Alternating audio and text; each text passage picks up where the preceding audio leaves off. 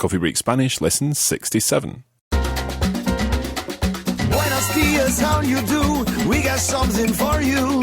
A bit of Spanish you can try. It's not hard, now don't you cry. Más cerveza, por favor. Un cafecito, I want more. No haggis here, I hope that's fine. Just a bit of Espanol online. Espanol, you're in control. Just be resilient. One in Spanish is dead brilliant. Just be prepared. Mark and Kara will take you there. Now you're on a roll. It's Coffee Break Español.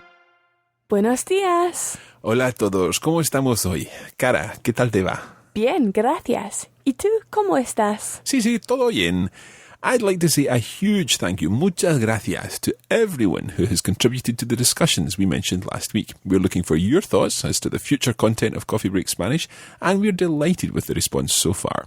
If you've not yet contributed, make sure that you head over to www.mycoffeebreakspanish.com and have your say about what's going to be in the remaining lessons of the course. In today's lesson, we're taking a bit of a sidestep from all this grammar that we've been doing recently. One of the most important things about learning a language is being able to construct the correct phrase when you need it. There's no point in learning all these words and phrases, or indeed learning various grammar points, unless you can construct the phrase that you need when you're on the spot, really when you actually need to be able to say something in Spanish to make yourself understood. And through this episode and future programs, we'll be helping you do just that. We're going to be looking at the topic of travel using public transport. And once we've introduced a few bits and pieces of vocabulary, I'm hopefully going to show you just how easy it is to form the kind of questions and responses you'll need using that vocabulary and using the vocabulary and the constructions that you already know. How does that sound, Cara? ¿Qué te parece? Yep, sounds good. Let's begin. ¿Estás lista? Sí, Mark. Estoy lista para aprender español con Coffee Break Spanish.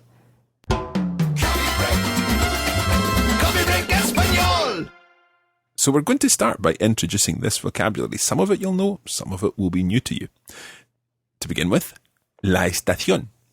La estación. Or in Latin America, la estación. La estación means the station. La estación. La estación de autobuses is the bus station. La estación de autobuses. La estación de autobuses. You might also hear la estación de autocares. La estación de autocares. And un autocar is a coach, whereas un autobús is a bus. Un autobús. For a bus, and basically that's a bus that would go within a town from place to place, and autocar is the one that would go from one town to another, if that makes sense. Yep. Okay.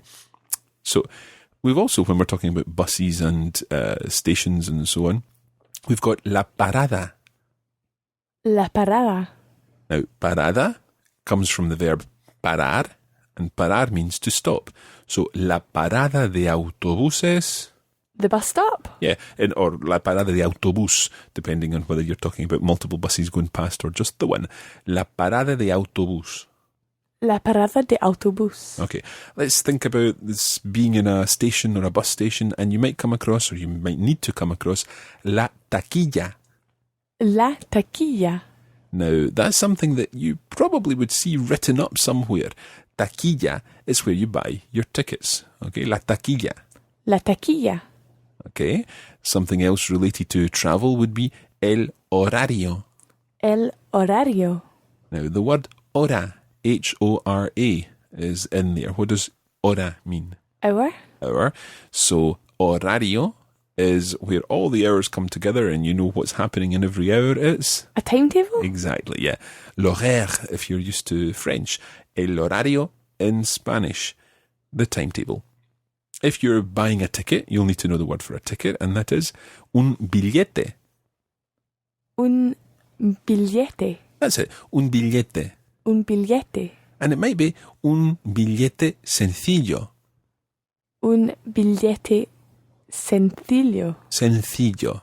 Sencillo. Or in Latin American Spanish, sencillo. Sencillo. So, for example, in Argentina, you might hear un billete sencillo. Un billete sencillo. Something like that. Not quite, but something like that. Just the slight differences. But it's billete or billete and sencillo or sencillo, and so on. So sencillo literally means simple. But when it's simple in terms of a ticket, you're talking about a Single ticket. single ticket, exactly. And the opposite, a return ticket, in Spanish you talk about a ticket of going and coming back. Un billete de ida y vuelta. Un billete de ida y vuelta. Okay, so remember, dar una vuelta means to go for a run, but vuelta comes from volver, which means to come back. So if you're going for a run in the car, then you've got to come back if it's dar una vuelta. Somebody wrote an email to me this week about dar la vuelta. Dar la vuelta means to turn around. So if, for example, you're giving instructions to a child, turn around, dar la vuelta. But dar una vuelta is when you go out for that run or when you're going out in the car or something like that. So, un billete de ida y vuelta. Un billete de ida y vuelta. Okay, so that's a return ticket. Exactly, a return ticket. Or indeed, if you're listening in the States, then you would be talking about a round-trip ticket, un billete de ida y vuelta, and un billete sencillo would be a one-way ticket. Okay, so un billete sencillo, one-way ticket, un billete de ida y vuelta, a round-trip ticket. Okay, a couple of other things we might come across in the station. El andén. El andén. El andén is the platform in a station. El andén. El andén. El andén. And finally, just when we're talking about trains, primera clase and segunda clase. Primera clase and segunda clase. Any guesses as to what they might mean? First and second class. Exactly, that's right. Okay, what we're going to do with all these words now is see if we can come up with situations in a station where you're buying tickets or you're looking for a particular platform for a particular train or something like that, and see how much you can actually work out from what you already know. So, to begin with, how would you say, where is the station, please? ¿Dónde está la estación, por favor? Exactly. And what about where is the bus stop? ¿Dónde está la parada de autobuses, por favor? Let's turn this around a little and see if you can say, is the bus station near here? La estación de autobuses está cerca de aquí. Muy bien. La estación de autobuses está cerca de aquí. Okay. If you got to the station or to the bus station and you wanted to find out where you would buy a ticket, then you could ask somebody, where can I buy a ticket? So let's put that together. We've got where, the word for where is? ¿Dónde? Yeah. Can I? So that's from the verb to be able to. How do you say to be able to? Poder? Poder. And I can or can I is? Puedo. Puedo. What's that followed by? Puedo is always followed by? The infinitive? So the infinitive of to buy is? Comprar. Muy bien. So where can I buy a ticket? ¿Dónde puedo comprar un billete? Perfecto. So you work that out from putting all those parts together. ¿Dónde puedo comprar un billete? ¿Dónde puedo comprar un billete? And let's continue this, and you've arrived at the taquilla, okay, or you might want to just say, ¿Dónde está la taquilla? Where is the ticket office or the ticket kiosk? And you want to now say, I want a ticket for Madrid. Quiero un billete para Madrid, por Madrid. Interesting. Por Madrid. Are you sure? No. Right, if you said, quiero un billete por Madrid, what you're actually saying to the person in the ticket office is, if you give me a ticket, I will give you Madrid. Okay. Okay, so In it's exchange the for- destination, remember? The destination is Madrid, so Para Madrid. exactly. Quiero un billete para Madrid. Quiero un billete para Madrid. Okay, so let's change this around. If you couldn't quite work that one out, how would you say, I want to go to Madrid? Quiero ir a Madrid.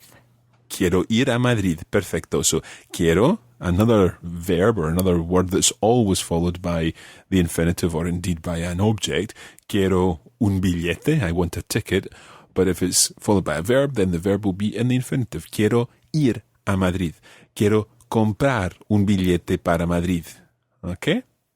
Right. How would you say then?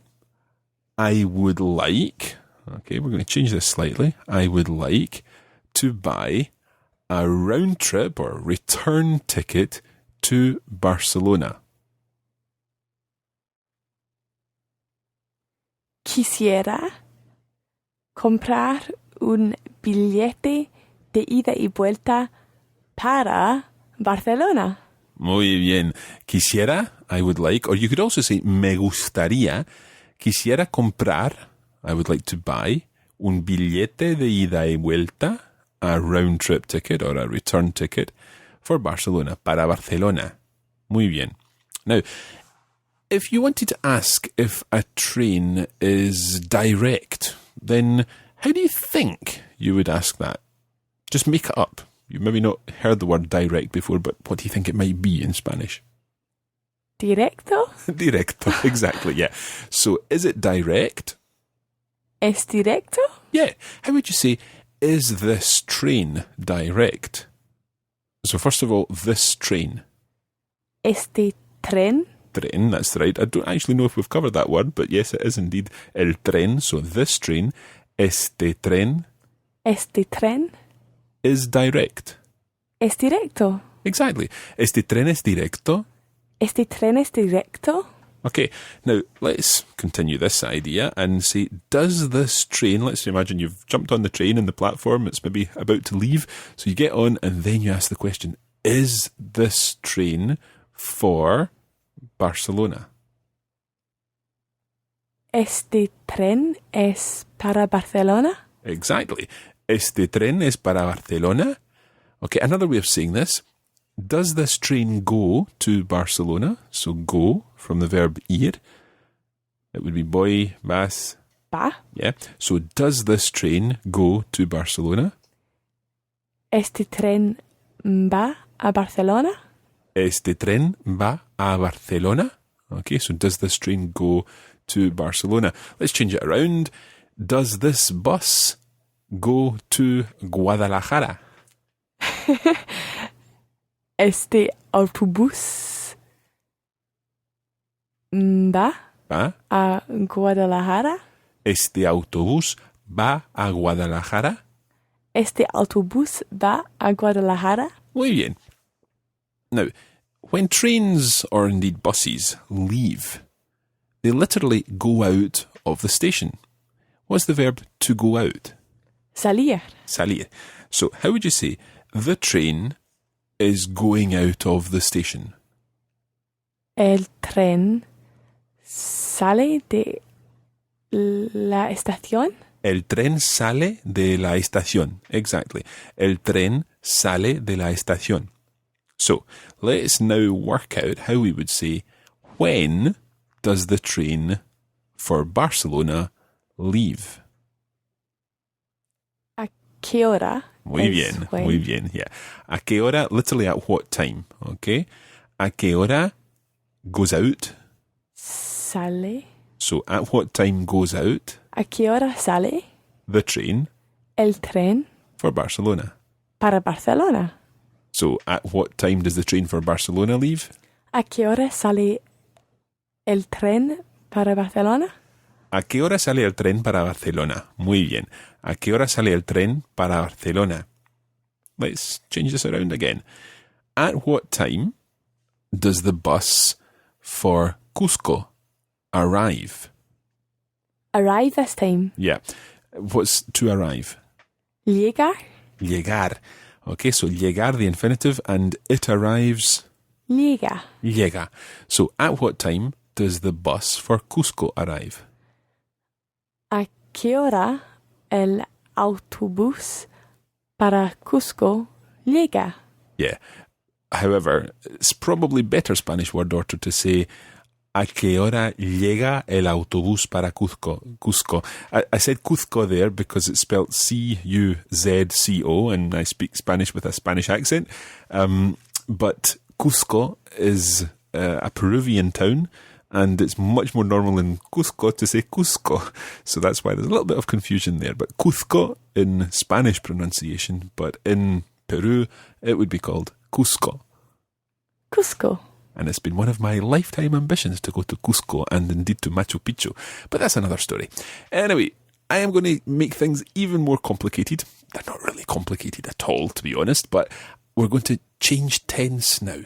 And I want to ask the question, has the bus for Cusco arrived yet? Let's work this out. So, has the bus for Cusco arrived yet? This yet, what's the word that we're going to use for yet? Ya. Ya. So has it arrived already? And that's what we'll start with. Ya has arrived. Would that be the perfect tense? It would indeed. So how do you say llegar in the perfect tense? Llegado. That's the past participle, but there's a full part of it. What? Ha llegado. Ha llegado. Okay, so ya ha llegado. Ya ha llegado. Ya ha llegado the bus for Cusco. El autobús para Cuzco. Muy bien. Ya ha llegado el autobús para Cuzco. Ya ha llegado el autobús para Cuzco. Okay, and once again, Cusco, Cuzco, whatever suits. Okay, let's go back to salir for a moment and think about the question, does the train for, let's go back to Guadalajara, does the train for Guadalajara leave from this platform? Okay, so does the train for Guadalajara leave from this platform? We're going to start with the train for Guadalajara, which would be? El tren para Guadalajara leaves from this platform. Sale de este andén. Muy bien, you remember the word for platform, andén. Andén. So this platform is este andén. Este andén. And watch the stress on that one, it's andén. Andén. El tren para Guadalajara sale de este andén. El tren para Guadalajara sale de este andén. Muy bien. And before we finish, there's one other thing that I'd like to consider, and that is the idea of sometimes when you're travelling, you have to book. Now, when you're booking, it's the same booking as you would use to book a table in a restaurant. So, what's the verb that you would use? Reservar. Reservar. Muy bien. So, do I have to book? Tengo que reservar. Tengo que reservar. Muy bien. And that's where we're going to leave it for this week.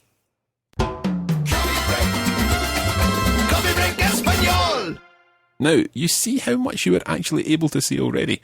We learned a bit of vocabulary at the beginning of this lesson, but everything else was reusing language that you already know, simply in a different context. I have to admit that I was quite surprised at how much I was able to work out.